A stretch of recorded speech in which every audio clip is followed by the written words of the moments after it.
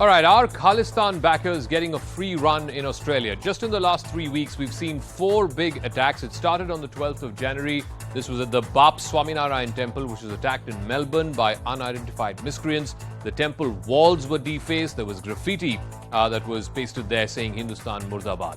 Then 4 days after that, on the 16th of January, the historic Sri Shiva Vishnu temple was also defaced. Again, devotees noticed anti-India graffiti on the walls of the temple.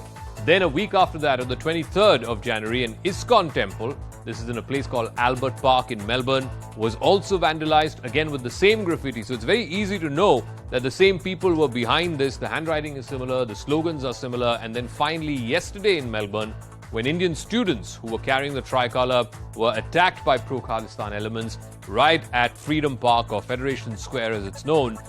This was, of course, bang in the middle of when a 6 for Justice fueled referendum was being held in Melbourne. Several students suffered injuries. Let's tell you a little bit more about this referendum that was held yesterday in Melbourne. 6 for Justice, an organization which is banned here in India, called for a non-binding, completely illegal referendum in Melbourne yesterday. One of the goals was to seek consensus to establish a separate homeland for Sikhs within India. The other was to determine the extent of the demand for a separate Khalistan state. According to the SFJ, around 60,000 Sikhs voted for Khalistan referendum. Similar referendums have already been held in the UK, in Canada, Switzerland and Italy. The Indian High Commissioner to Australia met with the Premier of Victoria and discussed the growing threat from extremist Khalistani groups. The Indian High Commissioner also visited the Bap Swaminarayan temple and the ISKCON temple, which were both targeted. Is there a go slow by the Australian authorities? The Hindu population in Australia stands at over 600,000 as per the 2021 census. Is that not a large enough community for the authorities in Australia to pay heed to?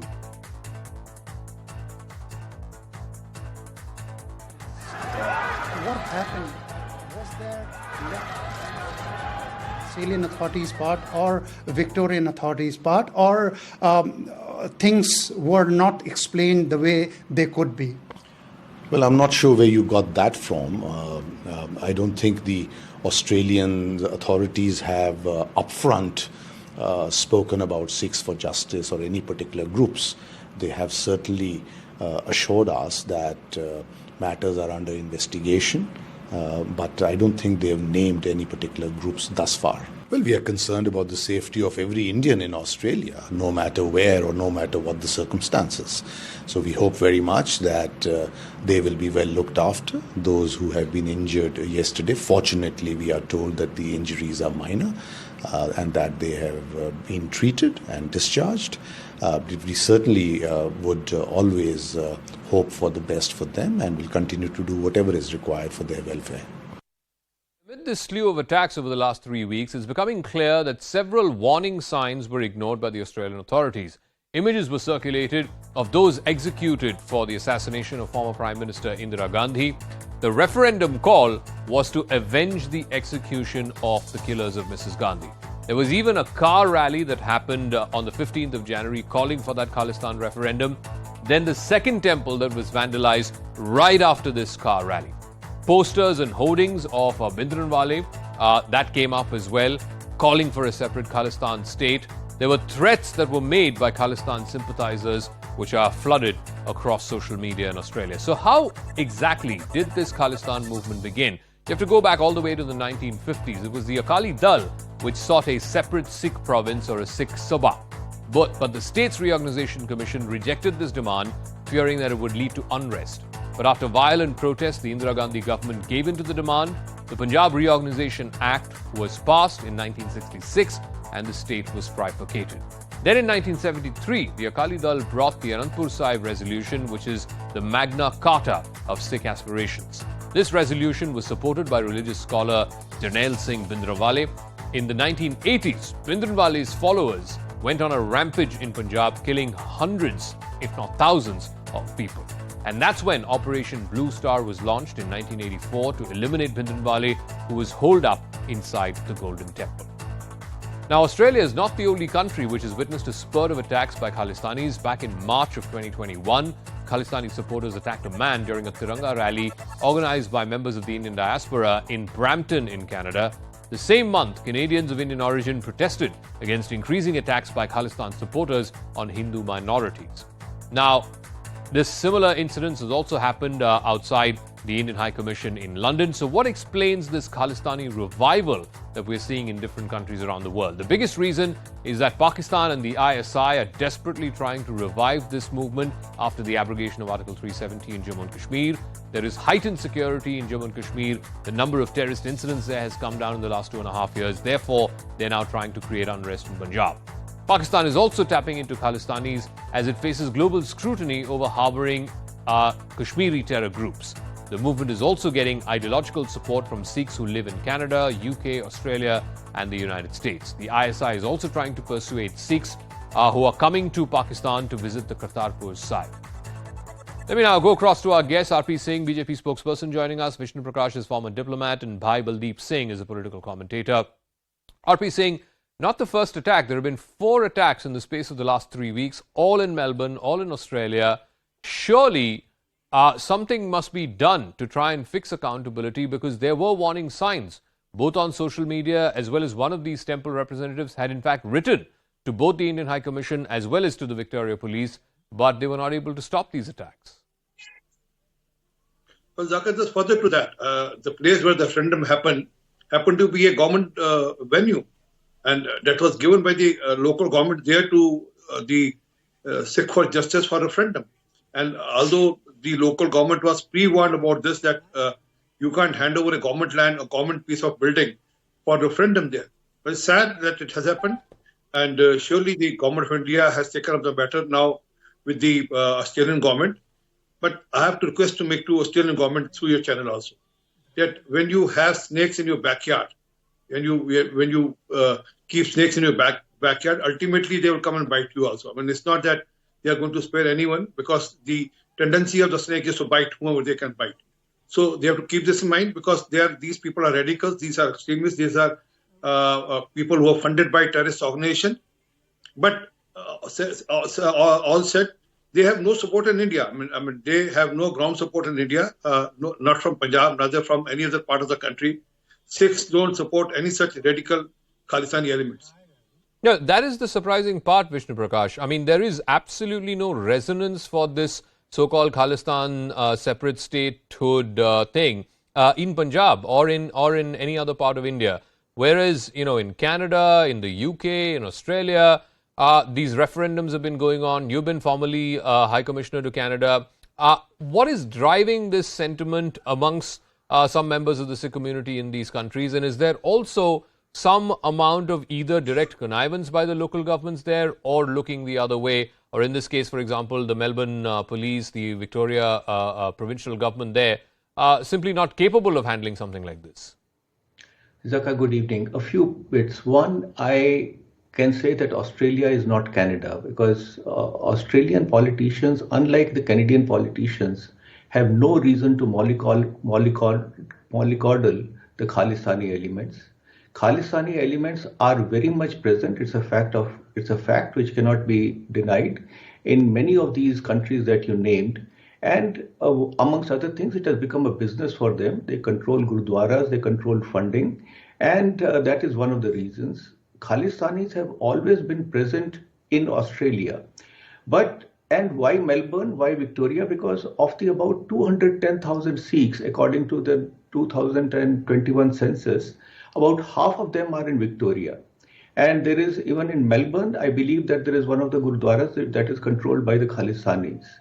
So that is a fact. Yet, I would think that Australia has nothing to gain and much to lose by allowing the Khalistanis to run amok.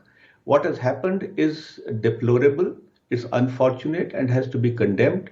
The Australians had informed the Victorian police about their intention to protest peacefully, and yet the Victorian police was found wanting. They did not take things seriously, or they were ill prepared. And frankly, Zakka, the images that are flooding the TV channel screens of half-clad Sikh, Khalistani Sikhs wielding naked swords, waving swords at peaceful protesters, does not flatter Australian image. So it is unfortunate, but I would dare say that Australia will not tolerate this for long. They are slow to react at times, as one saw in 2009 when there was an attack on Indian students. Correct. I was the spokesperson then and followed that. They initially were in denial, but then they got their act together. And I'm very sure that they will get their act together So let me ask Bhai Baldeep Singh, because there was a warning from at least one of these temples. 3 of them have been attacked in the last 3 weeks. At least one of these temples, there was a specific warning that was sent both to the Indian High Commission as well as to the Victoria Police. How will the Australian government respond to these attacks? There have been no significant arrests to show for in the last 3 weeks. How will they ensure, and this is going to be absolutely critical, how are they going to ensure the safety of Indians who are living and working in Australia? And like I said, there seems to be a pattern to these attacks. Hindu places of worship are being attacked, or Indian students who are carrying the tricolour are being attacked. So there is a definitive, almost secessionist pattern to these attacks. So what is the Australian government going to do about it? Well, I wonder. They have their own laws, Australian laws, and they don't govern as per the Indian laws. And the way, our own systems have failed to deliver justice. I think we, the citizens of India and abroad, living in India and abroad, need to cool down our Khalistan phobia. We need to address the issues that globally makes the Sikhs feel that India has no courage to grant justice to the crimes against the Sikhs that were meted out in the 1980s and 90s. For example, we can shame Bhindranwala in death whenever and as much as people like. People can do that. Media does that day in and day out. But Bhindranwala never asked for Khalistan. National Post, I'm glad that Canada is being discussed. National Post reported a while back that, quote unquote, advocates say Hindu phobia is an increasing problem and needs to be formally acknowledged by human rights and educational bodies as a step towards combating it. Skeptics say it's largely a political weapon to deflect criticism of India's current government and its Hindu nationalist agenda and to promote religious nationalism here. Mr. Baldeep Singh, I have a very simple question to ask you. One second. I have a very simple question to ask you. If, as you say, this resentment is genuine, it is real, why are we not seeing? Why are we not seeing that in Punjab? There is not an iota of support for any kind of separate statehood or separate Khalistan demand in Punjab. We are only seeing this among sections of the diaspora in countries like Canada, Australia, UK, etc. Zakka ji, these people who live around the world have not landed from the moon. They've been either exiled or they've been forced away from Punjab. We must have a very, very neutral stance to this. What birthed the Khalistani sentiment? Have the issues been resolved and justice ever granted? Have the Sikh prisoners been freed? Justice for 1984, 1971, Anandpur Sahib resolution been accepted? You have to look at the primary sources of the problem. I again beg to differ there. RP Singh to respond to Mr. Baldeep Singh. But look, let's be very, very clear about this. A majority of people who leave Punjab and go to Canada or Australia or UK do so for economic reasons. They do so for chances of a better livelihood. They're not doing this because they've been forced out or exiled out or for political persecution. I think let's be very clear about that tonight. But let me get RP Singh to respond to Bhai Baldeep Singh, please. Yes, RP Singh. Well, there was a lot of echo in his voice, but whatever I could make, he's trying to say that he's trying to justify the act of the radicals and Khalistanis abroad, saying that justice has not been given to Sikhs and probably that much. So, Bible deeply.